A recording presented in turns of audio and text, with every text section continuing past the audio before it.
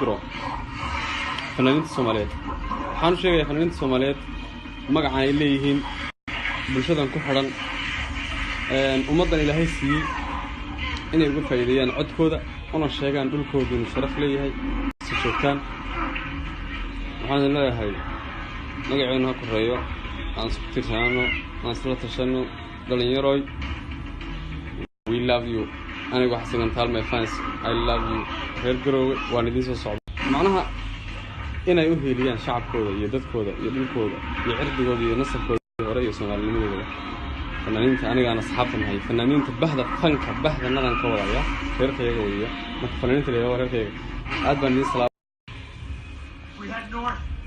baan idin salaamaya Soomaalida waan idin salaamaya meel kasta joogtaan habeen wanaagsan maalin wanaagsan galab wanaagsan casr wanaagsan waxaan rabaa inaan u sheego Fariin u diro waxaan ku soo socdaa oo kale jigaasha duuti Soomaaliyeed oo dhan dogayaala afkooye tabtaleeda dalxiisa dogayaala afkooye